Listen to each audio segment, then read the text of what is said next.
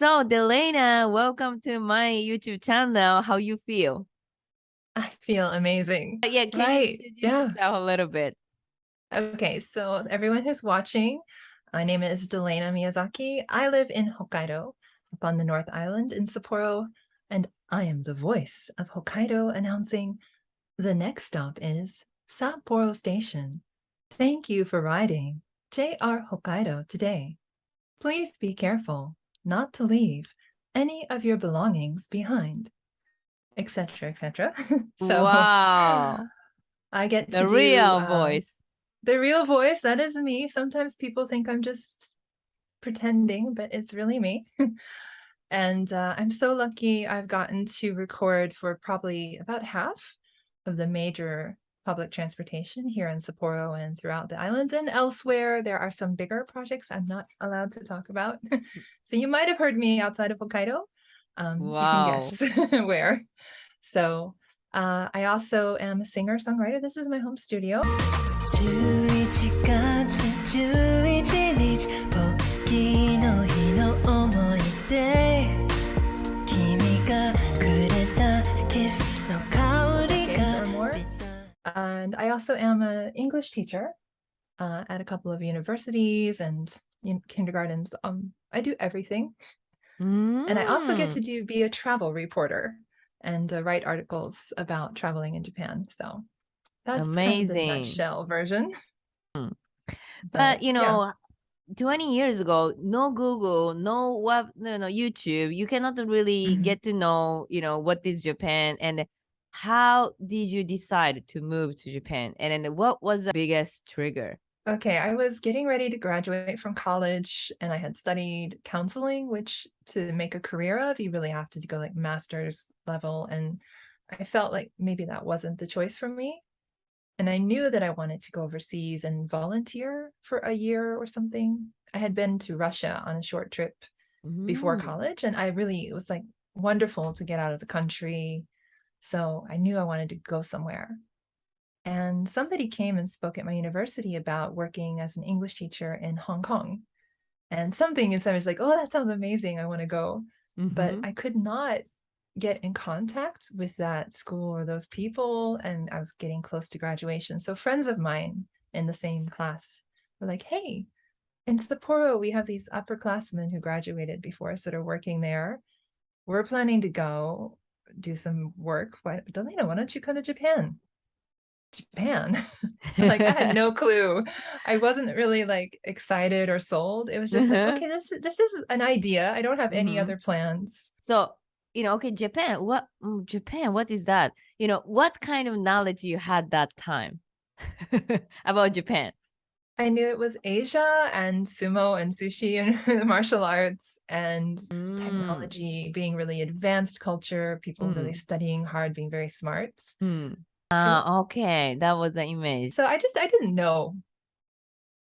So, like, I think our, student is 90% student are from United States. Or most of our students are living in Japan currently, like you. And Mhm. then they live in Japan quite many years, but also kind of they are having a totally international environment. They don't use so much Japanese, but live in Japan, they of course want to experience more local things, communicating with people.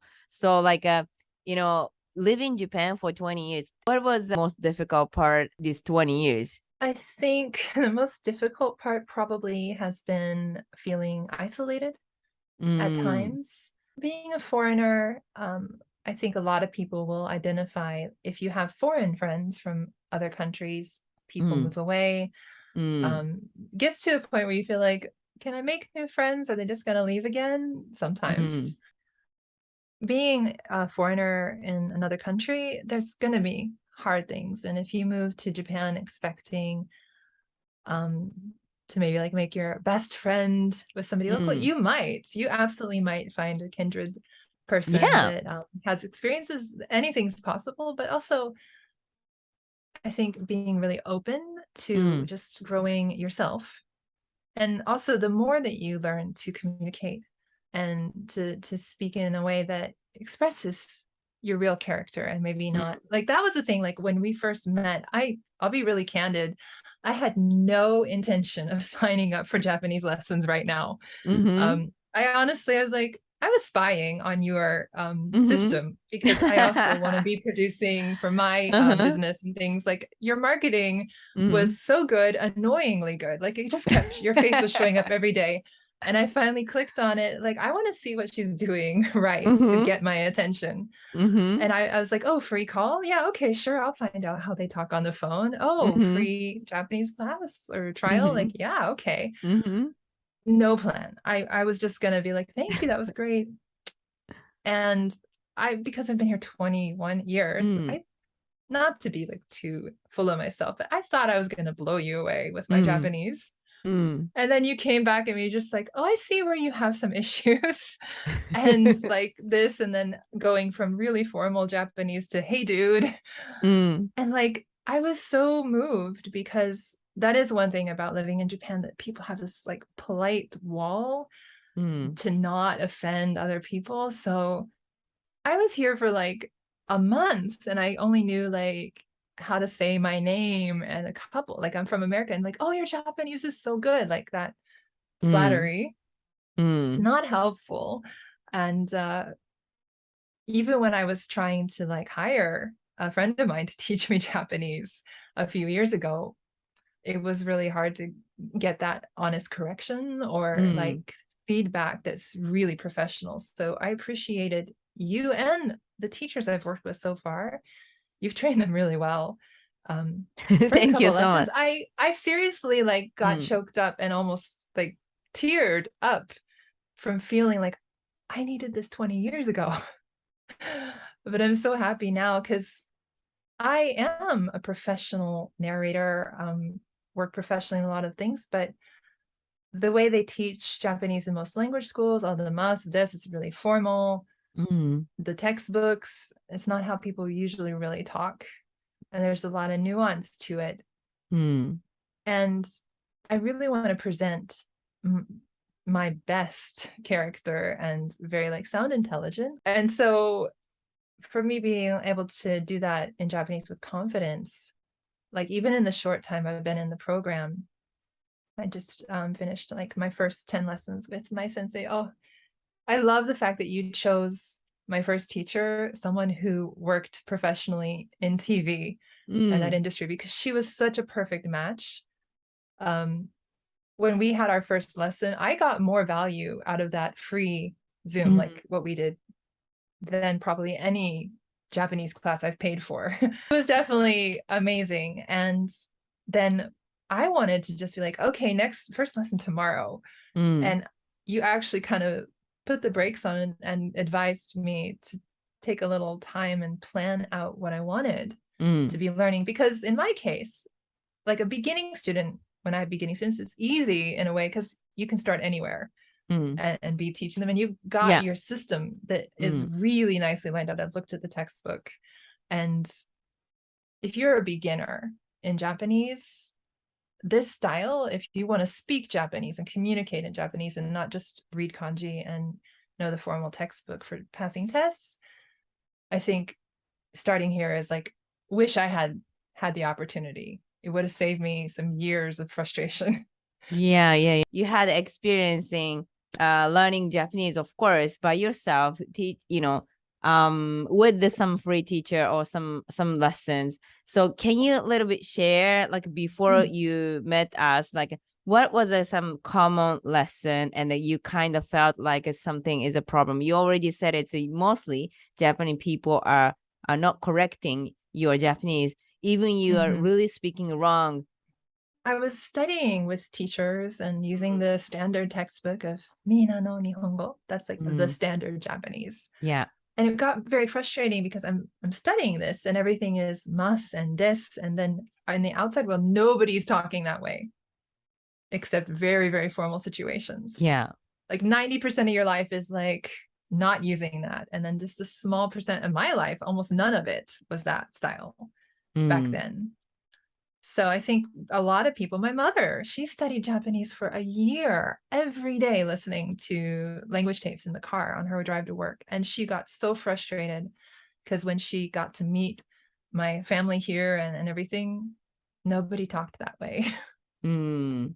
So So I kind of think- biggest issues is how it's written in a textbook and the real situation is nothing is same. Completely different. Completely different. I think you focus really hard on memorizing a phrase that's really polite, and then you use it, and if you're like, oh wow, you can say, 私の名前は Miyazaki Delaina desu. That's fine, but people don't normally use all of that language.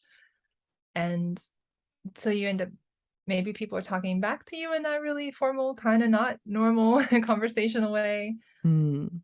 And so it gets to be frustrating because you want to be like, hey, I'm Delaina, not like, my name is Delaina Miyazaki, formal ending, you know, like just, hey, I'm Delaina, like, Delaina this, you know, you want to have your own character. And so learning in a real life situation, I think it's much better to, like I said, my system of catching something in real life that I heard somebody say, spitting it back out in my own words and kind of checking, is that right?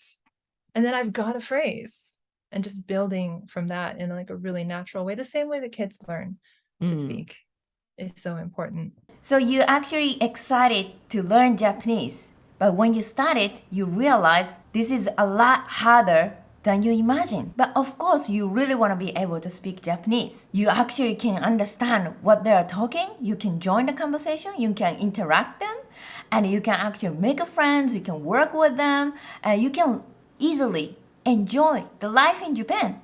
Life is only once. Then, of course, you start learning Japanese and hiragana, katakana, kanji, which is 50,000 letters and 500,000 vocabulary, 20 layers of politeness, grammar. Oh my God, this is gonna be a really, really hard. Then you start to become self-conscious about it, like your speaking skills and stop trying and your pronunciation and losing the motivation. So the language learning itself is already really hard. Learning Spanish, French, German, any languages.